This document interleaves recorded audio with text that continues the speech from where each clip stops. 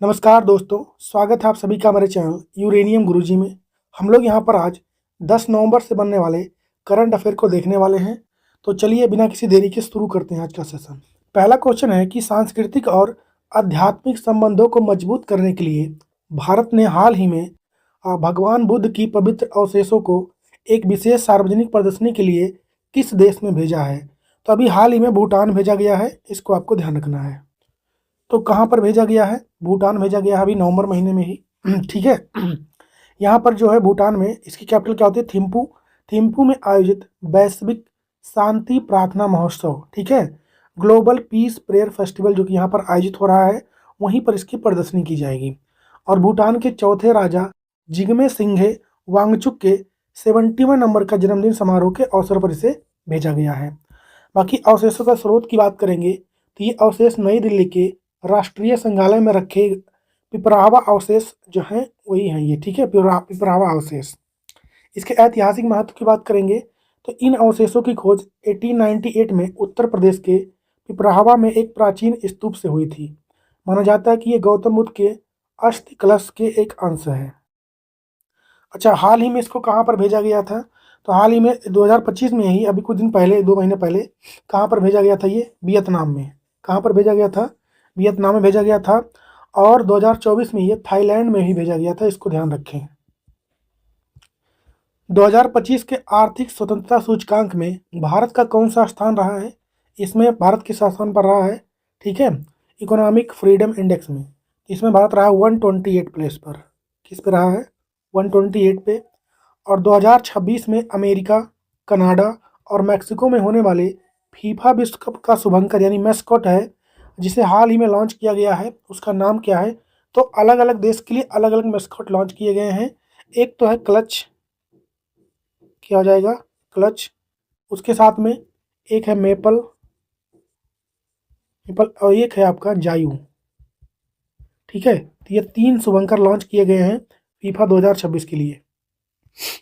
Next question है कि संयुक्त राष्ट्र की नवीनतम वैश्विक ग्रीन हाउस गैस उत्सर्जन रिपोर्ट 2024 के अनुसार वर्ष 2024 में किस देश में ग्रीन हाउस गैस उत्सर्जन में सर्वाधिक पूर्ण वृद्धि देखी गई है? मतलब सबसे ज़्यादा बढ़ा कहाँ पर है अगर देखा जाए परसेंटेज वाइज, तो उसका आंसर क्या हो जाएगा? भारत। लेकिन ओवरऑल जो देखा जाए ग्रीन हाउस गैस उत्सर्जन के बारे में, तो उसमें चाइना नंबर 1 पर है। ठीक है, पर सबसे ज़्यादा बढ़ा कहाँ पर है? तो भारत में। तो रिपोर्ट का नाम क्या है? तो ग्रीन हाउस गैस उत्पादन रिपोर्ट, उत्सर्जन रिपोर्ट होगा ये। इमिशन रिपोर्ट 2024 है, 25 में इसको जारी किया गया है। और ये इस बार इसका 16वां एडिशन है, इसको भी ध्यान रखना है आपको। भारत में बात करेंगे उत्सर्जन यानी इमिशन के मामले में 2.3% की वृद्धि आपको देखी गई है भारत में, जो कि पूरी दुनिया में सबसे ज़्यादा है। यहाँ पर ओवरऑल CO2 का उत्सर्जन कुल कितना पहुँच चुका है? 57.7 गीगा टन। ठीक है, बाकी कुल टोटल उत्सर्जन इमिशन के बारे में बात करेंगे अगर हम लोग, ओवरऑल किसका ज़्यादा है, तो उसमें चाइना नंबर 1 पे है, सेकंड पे USA है, और भारत उसमें तीसरे स्थान पर है। अच्छा, यहीं पर ग्रीन हाउस गैस उत्सर्जन में 2024 में ही सबसे ज़्यादा कमी कहाँ पर देखी गई है? जैसे इंप्रूवमेंट तो भारत में देखा गया है, पर कमी कहाँ पर देखी गई है? तो यूरोपियन यूनियन में देखा गया है। तो ये तो हो गई इसके बारे में, ग्रीन हाउस गैस उत्सर्जन रिपोर्ट 2024 के बारे में। भारत इसमें पहले नंबर पर है इम्प्रूवमेंट के बारे में, इंक्रीज होने के मामले में। कुछ और इंडेक्स रैंकिंग हम लोग यहाँ पर रिवाइज कर लेते हैं। तो फायर पावर इंडेक्स में, फायर पावर जो इंडेक्स है 2025 वाला, इसमें भारत किस स्थान पर है? तो भारत इसमें 4th पे है। और मैंने अभी 2-3 दिन पहले पढ़ा था आप लोग को, अभी QS रैंकिंग 2026 आई थी। QS रैंकिंग जो कि यूनिवर्सिटी की रैंकिंग होती है ये, ठीक है, किसकी रैंकिंग होती है? यूनिवर्सिटी की होती है, 2026 वाली है ये। ठीक है, तो इसमें इंडिया की बात करेंगे तो इसमें टॉप पर कौन रहा है? IIT दिल्ली। कौन रहा इसमें टॉप पर? IIT दिल्ली रहा है। अच्छा, इसको पूरे एशिया में रैंकिंग देखेंगे हम लोग तो एशिया में 59 पर है, पर भारत में किस स्थान पर है? ये 1st पे है, इसको आपको ध्यान रखना है। अच्छा, एशिया में 1st प्लेस पे कौन है? हांगकांग यूनिवर्सिटी है। ठीक है, कौन सी यूनिवर्सिटी हो जाएगी? हांगकांग यूनिवर्सिटी हो जाएगी, इसको आपको ध्यान रखना है। अच्छा, अभी हाल ही में हेलने पासपोर्ट इंडेक्स भी आया था। हेलने पासपोर्ट इंडेक्स 2025 वाला आया था ये। तो इसका आंसर क्या हो जाएगा आप लोग का, 85 पे है भारत उसमें। ठीक है, ग्लोबल पीस इंडेक्स की बात करेंगे हम लोग, पीस यानी शांति सूचकांक की बात करेंगे अगर, तो उसमें भारत 2025 वाले में 115 पे है। और भी देख लेते हैं हम लोग, global hunger index, hunger index की बात करेंगे हम लोग, इसमें भारत 2025 में किस स्थान पर रहा है, तो 102 नंबर पे रहा है। ठीक है, और वहीं पर gender gap index, gender gap index की बात करेंगे हम लोग, तो भारत किस पे रहा है, 131 पे रहा है। हैप्पीनेस की बात करेंगे, हैप्पीनेस इंडेक्स की बात करेंगे, ठीक है, तो भारत उसमें रहा 118 पर। तो कुछ और इंडेक्स हो गए, इसको भी आप लोग ध्यान रखें। हम लोग बढ़ते हैं आगे। नेक्स्ट क्वेश्चन है कि हाल ही में भारत और भूटान के बीच पहली बार शुरू हुई 2 रेलवे सेवा परियोजनाओं में से कौन सी परियोजना असम को भूटान से जोड़ेगी? उसका नाम है कोकराझार गेलफू रेल लिंक। क्या नाम हो जाएगा, कोकराझार, कोकराझार गेलफू, गेलफू रेल लिंक परियोजना, रेल लिंक परियोजना ये इसका नाम हो जाएगा। हाल ही में छठवां नदी उत्सव कहाँ पर आयोजित हुआ है, 6वें नंबर का, तो न्यू दिल्ली में, कहाँ पर हुआ है, नई दिल्ली में हुआ है। अगला क्वेश्चन है कि आईआईटी बॉम्बे और टाटा मेमोरियल हॉस्पिटल द्वारा संयुक्त रूप से विकसित की गई भारत की पहली स्वदेशी CAR टी सेल, CAR यानी कार्यामिक antigen receptors T cell therapy का नाम क्या है, जिसका उपयोग कैंसर के उपचार के लिए किया जाएगा? इसका नाम क्या हो जाएगा, नेक्सकार 19, NEXCAR 19 इसका नाम रखा गया है। तो जिस तकनीक का विकास हुआ है, मतलब बनाया गया है आईआईटी बॉम्बे द्वारा, उसका नाम क्या रखा गया है, NEXCAR 19, नेक्सकार 19 और नाम हो जाएगा। थेरेपी के प्रकार की बात करेंगे तो ये एक प्रकार का कायरेमिक antigen receptor T cell therapy है, ठीक है, जो एक उन्नत जीन आधारित इम्यूनोथेरेपी है। यहीं पर 2 चीज़ और लॉन्च किए गए हैं साथ ही में इसके, ठीक है, एक तो क्वांटम सुरक्षा चिप QSIP, इसका नाम ध्यान रखना आपको, लॉन्च किया गया है।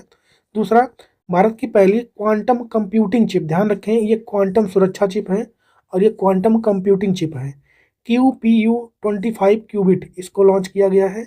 इसके साथ में 2 और चीज़ें लॉन्च की गई हैं, इसको आपको ध्यान रखना है। बाकी उपचार का लक्ष्य की बात करेंगे हम लोग NEXCAR 19 की, तो यह थेरेपी मुख्य रूप से बी सेल रक्त कैंसर, बी सेल मतलब ब्लड कैंसर के लिए इसको मतलब डिजाइन किया गया है। ब्लड कैंसर को क्या बोलते हैं, ल्यूकेमिया बोलते हैं, ठीक है, और लिम्फोमा के उपचार के लिए इसको डिजाइन किया गया है।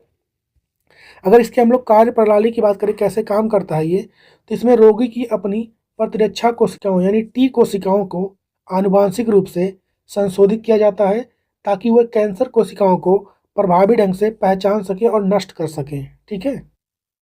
बाकी अगर हम लोग ल्यूकेमिया यानी ब्लड कैंसर की बात करेंगे, ब्लड कैंसर की बात करेंगे तो कब होता है ये, ठीक है, जब WBC जो होता है वो, ठीक है, WBC जो होता है ये बढ़ने लगता है, बढ़ने लगता है, ठीक है, तो वो किसका रूप ले लेता है, ब्लड कैंसर का। नेक्स्ट है कि भारत में पहली बार विश्व सी फूड कांग्रेस 2026 का आयोजन ये किस शहर में हो रहा है, तो इसका आयोजन इस बार हो रहा है नई दिल्ली में। कहाँ पर हो जाएगा इसका आयोजन, नई दिल्ली में इसका आयोजन हो रहा है। हाल ही में किस भारतीय राज्य ने विरासत और मसाला आधारित पर्यटन को बढ़ावा देने के लिए स्पाइस रूट पहल को स्टार्ट किया है? इसको स्टार्ट किया है आपका केरल ने।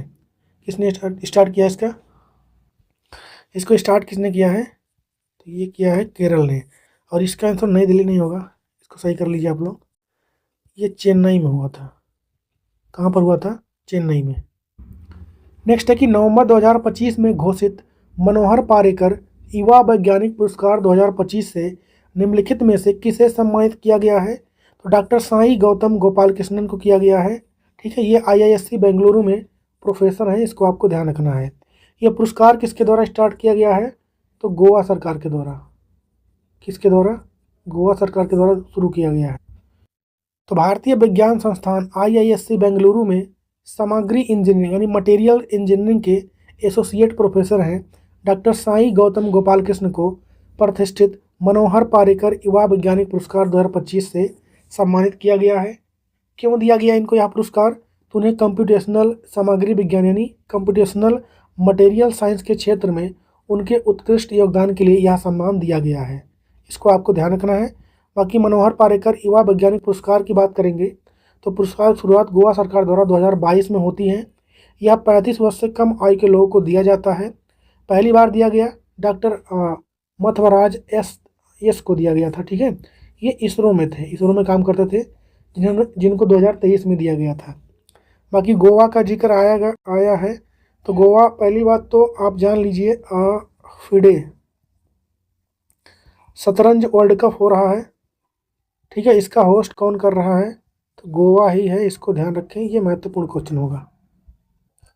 नेक्स्ट है कि हाल ही में चंडीगढ़ में आयोजित MiG-21 विमान के सेवा मुक्ति समारोह की अध्यक्षता किसने की है? तो राजनाथ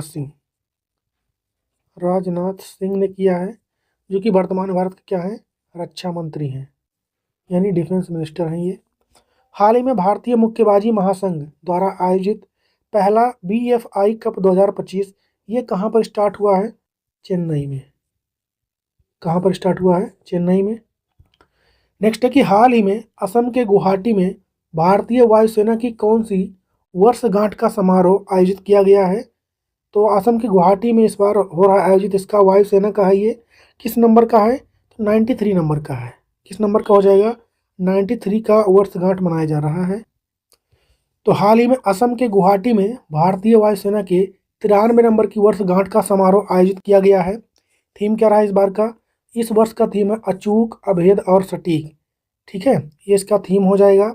और वहीं पर 8 अक्टूबर को इंडियन एयरफोर्स दिवस जो मनाया जाता है वो 8 अक्टूबर को मनाया जाता है। ठीक है, और ये जो उसका फंक्शन आयोजित किया गया है 93 नंबर का वर्षगांठ, ये अलग होता है। ठीक है, डे तो 8 अक्टूबर को मनाया जाता है। उसका थीम क्या था? तो ऑपरेशन सिंदूर उसका थीम था। ठीक है, इसको आपको ध्यान रखना है। अगर हम लोग इंडियन एयरफोर्स की बात करेंगे, तो इसका स्थापना कब हुआ था? 8 अक्टूबर 1932 को इसका स्थापना होता है। और जब ये शुरू में बना था तो इसका नाम क्या था? रॉयल इंडियन एयरफोर्स इसका स्टार्टिंग में नाम था, जो कि बाद में ये इंडियन एयरफोर्स हो गया। अगर यहाँ पर हम लोग बात करेंगे 8 अक्टूबर को तो इसका दिवस मनाते ही हैं। इसका हेडक्वार्टर कहाँ मिलेगा आपको? हेडक्वार्टर मिलेगा आपको नई दिल्ली में। कहाँ मिलेगा? नई दिल्ली में इसका मुख्यालय हो जाएगा। अच्छा, इसका आदर्श वाक्य यानी मोटो क्या होता है?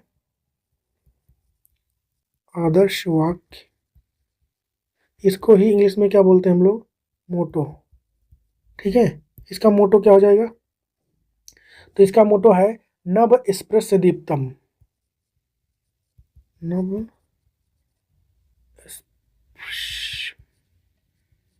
दीप्तम। ठीक है, हिंदी में अगर बोले गौरव के साथ आकाश को छुओ, या फिर touch the sky with glory, English में हो जाएगा। ठीक है, इसको आपको ध्यान रखना है।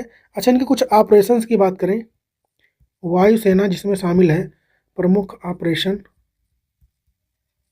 ठीक है, इसकी अगर हम लोग बात करेंगे तो एक का ऑपरेशन विजय हो जाएगा आपका, ऑपरेशन विजय।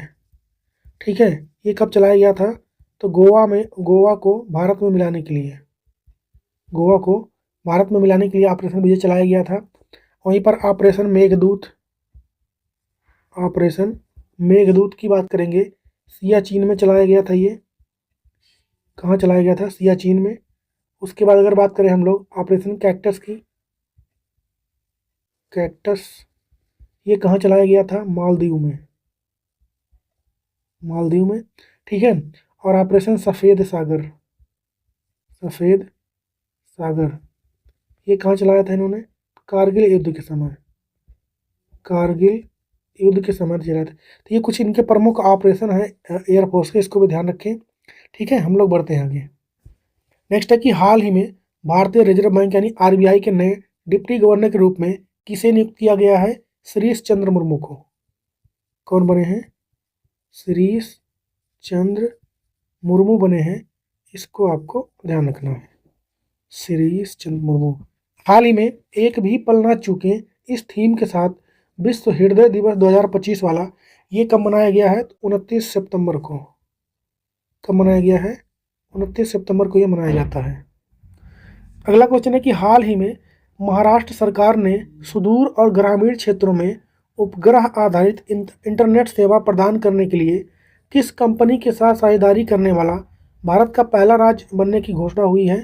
ठीक है, तो महाराष्ट्र ने किस कंपनी के साथ साझेदारी अभी किया है इंटरनेट प्रोवाइड के लिए? तो स्टारलिंक कंपनी के साथ। स्टारलिंक सैटेलाइट कम्युनिकेशंस किसकी कंपनी है? एलोन मस्क की है। ठीक है, तो ये जो साझेदारी हुआ है, महाराष्ट्र पहला राज्य बन गया है स्टारलिंक कंपनी के साथ टाई अप करने वाला इंटरनेट के लिए। क्योंकि जो एलोन मस्क की कंपनी है स्टारलिंक, ये नेट प्रोवाइड कर रही है कैसे?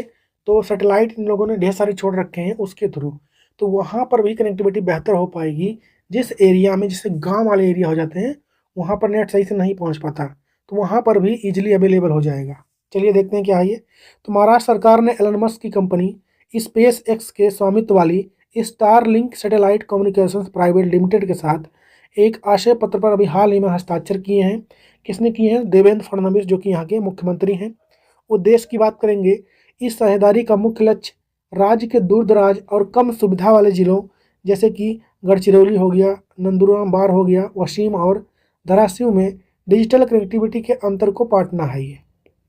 ठीक है, मतलब रिमोट एरिया में भी नेट की कनेक्टिविटी बेहतर हो पाए। अच्छा, प्रथम राज्य है महाराष्ट्र। तो महाराष्ट्र भारत का पहला राज्य बन गया है जिसने औपचारिक रूप से उपग्रह इंटरनेट सेवा, ठीक है, को लागू करने के लिए स्टारलिंक के साथ सहयोग किया है। क्रियान्वयन की बात करेंगे तो यह पहल डिजिटल महाराष्ट्र मिशन का एक हिस्सा है। इसके तहत सरकारी संस्थानों, ग्रामीण स्कूलों, प्राथमिक स्वास्थ्य केंद्रों, आपदा प्रबंधन इकाइयों और तटीय पुलिस स्टेशनों में इंटरनेट सेवाएं प्रदान की जाएंगी, मतलब सबको कनेक्ट किया जाएगा। बाकी महाराष्ट्र की बात करेंगे तो मुख्यमंत्री कौन हो जाएंगे यहाँ के? देवेंद्र फडणवीस। कौन हो जाएंगे? देवेंद्र फडणवीस। और यहाँ के गवर्नर कौन है? आचार्य देवव्रत।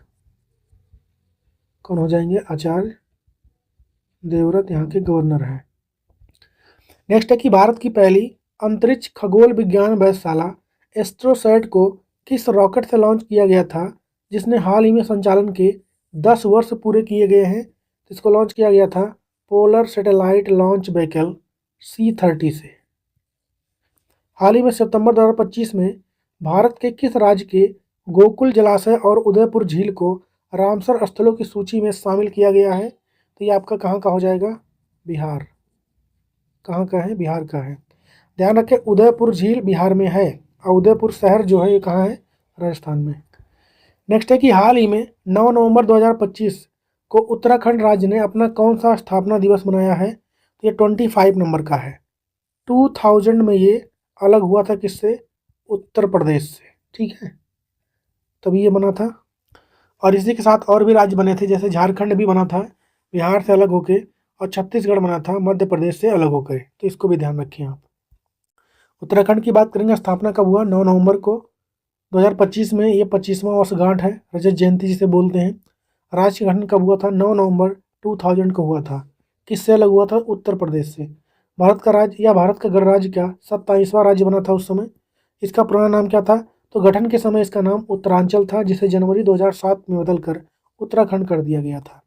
राजधानी की बात करेंगे तो कैपिटल इसकी देहरादून होती है, और जबकि गैरसैंण भी इसकी कैपिटल होती है, लेकिन ग्रीष्मकालीन। इसको आपको ध्यान रखना है। बाकी यहाँ पर अगर आप मुख्यमंत्री की बात करेंगे तो पुष्कर धामी है, पुष्कर सिंह धामी है यहाँ पर। ठीक है, कैपिटल इसकी हो ही गई है ऊपर आपको। बाकी यहाँ के गवर्नर की बात करेंगे, गुरमीत सिंह है। कौन है? गुरमीत सिंह है, इसको आपको ध्यान रखना है। भारत का सबसे ऊंचा बांध आपको यहीं पर मिलेगा, टिहरी डैम आपको यहीं पर देखने को मिलेगा। बाकी भारत का सबसे पहला नेशनल पार्क, जिसका क्या नाम है? जिम कॉर्बेट आपको यहीं मिलेगा, जिसका नाम बदल दिया गया है। इसका नाम हो गया है रामगंगा नेशनल पार्क। ठीक है, क्यों बदला गया है? क्योंकि इसी के बगल से रामगंगा नदी बहती है, इसको आपको ध्यान रखना है। अच्छा, उत्तराखंड के उपनाम की बात करेंगे तो इसे देवभूमि के नाम से भी जाना जाता है, क्योंकि यहाँ पर पवित्र हिंदू मंदिर, जिसे चारों धाम बोलते हैं, एक तो बद्रीनाथ, केदारनाथ, गंगोत्री और यमुनोत्री तीर्थस्थल यहीं पर मौजूद हैं। अच्छा, 2025 के जहाँ पर मुख्य कार्यक्रम था, उसमें प्रधानमंत्री मोदी खुद मौजूद थे। तो प्रधानमंत्री नरेंद्र मोदी ने 25वें स्थापना दिवस के अवसर पर राज्य में 8,140 करोड़ रुपए की परियोजना का उद्घाटन और शिलान्यास किया है। नेक्स्ट है कि हाल ही में कतर भारत का यूपीआई मॉडल अपनाने वाला कौन सा देश बन चुका है? तो 8वें नंबर का। और सितंबर 2025 में भारतीय खाद्य सुरक्षा और मानक प्राधिकरण फसाई द्वारा, ठीक है, FOSCOS पोर्टल पर किस प्रकार के खाद्य उत्पाद के लिए एक समर्पित लाइसेंसिंग और पंजीकरण व्यवस्था को स्टार्ट किया गया है? तो आयुर्वेदिक आहार के लिए। किसके लिए? आयुर्वेदिक आहार, ठीक है, आयुर्वेदिक फूड के लिए। नेक्स्ट है कि नवंबर 2025 में आयोजित 17वां भारत गेम डेवलपर सम्मेलन ये कहाँ पर हुआ है? तो ये हुआ है चेन्नई में। तो 17 नंबर का भारत गेम डेवलपर सम्मेलन चेन्नई में स्टार्ट हुआ है। इस बार यह 17वें नंबर का है। तमिलनाडु के उप मुख्यमंत्री उदयनिधि स्टालिन ने घोषणा किया है कि जल्द ही चेन्नई में गेम एक्सीलेंस सेंटर भी स्टार्ट होगा। और भारत का सर्वाधिक GDP ग्रोथ वाला राज्य कौन सा? ये भी तमिलनाडु ही है, जो कि सबसे तेजी से आगे बढ़ रहा है। हाल ही में जल शक्ति अभियान कैच द रेन के तहत जल संचयन में जन भागीदारी का शीर्ष पुरस्कार कर्नाटक के किस जिले को प्रदान किया गया है? तो बीदर को। किसको मिला है? बीदर राज्य को, बीदर डिस्ट्रिक्ट को। वर्ष 2025 के लिए होम्बले संहिता हरिनी कुमार पूर्व छात्र कृषि मीडिया पुरस्कार, क्या नाम हो जाएगा? होम्बले संहिता हरिनी कुमार पूर्व छात्र कृषि मीडिया पुरस्कार से किसको सम्मानित किया गया है? अमसी प्रसन्न कुमार। क्या नाम हो जाएगा इनका? अमसी प्रसन्न कुमार। नेक्स्ट है कि हाल ही में राष्ट्रीय कैंसर जागरूकता दिवस 2025 जो है ये कब मनाया गया है? तो ये कब मनाया जाता है? 7 नवंबर को। कब मनाया गया है? 7 नवंबर को राष्ट्रीय कैंसर जागरूकता दिवस, ठीक है।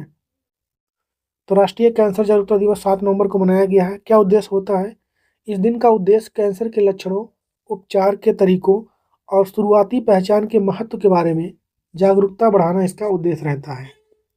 बाकी इनिशिएशन की बात करेंगे इसके, तो यह दिवस पहली बार 2014 में केंद्रीय स्वास्थ्य और परिवार कल्याण मंत्री डॉक्टर हर्षवर्धन द्वारा घोषित किया गया था। क्यों? किसकी जयंती पर इसको मनाया जाता है? तो यह दिवस प्रसिद्ध वैज्ञानिक मैरी क्यूरी की जयंती के दिन मनाया जाता है, जिन्हें कैंसर के उपचार में रेडियोथेरेपी के उपयोग में उनके योगदान के लिए जाना जाता है, ठीक है। बाकी इनको, मैडम क्यूरी को नोबेल प्राइज मिल चुका है। बाकी अगर पूछे कि विश्व कैंसर दिवस कब मनाया जाता है? विश्व कैंसर दिवस ये कब मनाया जाता है? तो ये मनाया जाता है 4 फरवरी को। कब मनाया जाता है? 4 फरवरी को। कैंसर की स्टडी को क्या बोलते हैं? स्टडी ऑफ कैंसर क्या बोलेंगे? ओंकोलॉजी। क्या बोला जाता है? ओंकोलॉजी बोला जाता है स्टडी ऑफ कैंसर को। इसको ध्यान रखें। क्या होता है कैंसर? तो अगर शरीर में जो कोशिकाएं यानी सेल होती हैं उनका अनकंट्रोल ढंग से इम्प्रूवमेंट, मतलब इंक्रीजिंग, मतलब बढ़ने लग जाए, वो कोशिकाओं का अनियंत्रित ढंग से वृद्धि होने लगे ना, तो उसे हम लोग क्या बोलते हैं? उसे बोलते हैं कैंसर। क्या बोलेंगे? किसका रूप ले लेगा वो? कोशिकाओं का अनियंत्रित वृद्धि। अनियंत्रित वृद्धि ही क्या कहलाता है? ये कहलाता है आप लोग का कैंसर। अच्छा, एक होता है blood cancer. Blood cancer, leukaemia बोलते हैं उसे, ब्लड कैंसर को। ये कब होता है? तो जब WBC में सेम चीज़ हो जाए, बहुत तेज़ी से बढ़ने लगे WBC, तो ये ब्लड कैंसर का रूप ले लेता है। नेक्स्ट है कि हाल ही में राजीव गांधी पशु चिकित्सा शिक्षा एवं अनुसंधान संस्थान, ठीक है, पुडुचेरी द्वारा किस बीमारी की निगरानी और रिपोर्टिंग को मजबूत करने के लिए रॉबी ट्रैक रिवर, इसको ध्यान रखें, रॉबी ट्रैक रिवर ऐप को लॉन्च किया गया है? तो रेबीज बीमारी के लिए। कुत्तों से फैलने वाला है बीमारी है, जानवरों से इंसान में फैलता है ये। हाल ही में किस भारतीय क्रिकेटर को 2025 के टाइम्स 100 नेक्स्ट सूची में शामिल होने वाला एकमात्र क्रिकेटर घोषित किया गया है? तो SSB जायसवाल को। कौन बने हैं? SSB जायसवाल। नेक्स्ट है कि हाल ही में प्रधानमंत्री नरेंद्र मोदी ने उत्तर प्रदेश के वाराणसी में कितनी वंदे भारत ट्रेन को हरी झंडी दिखाई है? तो टोटल 4। तो कार्यक्रम 8 नवंबर 2025 को प्रधानमंत्री मोदी ने अपने संसदीय क्षेत्र वाराणसी के बनारस रेलवे स्टेशन से 4 नई वंदे भारत एक्सप्रेस ट्रेन का उद्घाटन किया है। यह ट्रेन निम्नलिखित मार्ग पर चलेंगी। एक तो बनारस खजुराहो चलेगा, यह मार्ग धार्मिक और सांस्कृतिक पर्यटन को बढ़ावा देगा। लखनऊ सहारनपुर एक इस मार्ग पर भी चलेगा। उत्तर प्रदेश के भीतर इंट्रा स्टेट कनेक्टिविटी को बेहतर करेगा ये। फिरोजपुर दिल्ली की बात करेंगे, ये कनेक्ट करेगा। या पंजाब और दिल्ली के बीच तेज गति से यात्रा संभव बनाएगा। और एर्नाकुलम बेंगलुरु या दक्षिण भारत के प्रमुख आईटी और वाणिज्यिक केंद्रों को जोड़ता है। बाकी हम लोग वंदे भारत ट्रेन की बात करेंगे तो पहले इसका नाम क्या था, ट्रेन 18 इसी का नाम था, बाद में इसका नाम वंदे भारत कर दिया गया। तो वंदे भारत एक्सप्रेस, जिसे पहले ट्रेन 18 के नाम से जाना जाता था, यह भारत की पहली स्वदेशी रूप से डिजाइन और निर्मित सेमी हाई स्पीड ट्रेन है। निर्माण की बात करेंगे तो इसका निर्माण चेन्नई स्थित इंटीग्रल कोच फैक्ट्री आईसीएफ द्वारा किया जाता है। शुरुआत की बात करेंगे तो पहली वंदे भारत एक्सप्रेस ट्रेन 15 फरवरी 2019 को नई दिल्ली और वाराणसी के बीच में स्टार्ट की गई थी। नेक्स्ट है कि हाल ही में इटली की प्रधानमंत्री जॉर्जिया मेलोनी की पुस्तक I am Giorgia my roots my principle की प्रस्तावना किसने लिखा है, तो प्रधानमंत्री नरेंद्र मोदी ने। किसने लिखा है, प्रधानमंत्री नरेंद्र मोदी ने। हाल ही में अनुवाद शांति और विश्वास का उत्सव इस थीम के साथ राष्ट्रीय अनुवाद दिवस 25 वाला कब मनाया गया है, 30 सितंबर को। कब मनाया गया है ये, 30 सितंबर को। तो आज का सेशन यही खत्म होता है। होमवर्क क्वेश्चन आप लोग के लिए कि 56 नंबर का भारतीय अंतर्राष्ट्रीय फिल्म महोत्सव 20 से 28 नवंबर 2025 तक कहाँ पर आयोजित किया जाएगा, इसका जवाब छापेंगे आप लोग कमेंट में। बाकी सेशन कैसा लगा आप लोग कमेंट में बता सकते हैं। और जिसको भी पीडीएफ चाहिए, क्या चाहिए, पीडीएफ अक्टूबर मंथ का ई बुक तैयार हो चुका है। आपको पिछला भी लेना है, 1-2 साल तक वो भी मिल सकता है, ठीक है। इसके लिए आपको ऊपर लिखे हुए नंबर पर व्हाट्सअप कर देना है, आपको यहाँ पर प्रोवाइड किया जाएगा। ये हिंदी में और इंग्लिश में दोनों के लिए सेपरेट ये बनाया गया है। बाकी ख्याल रखिए अपना, मिलेंगे हम लोग कल के वीडियो में, तब तक के लिए जय हिंद।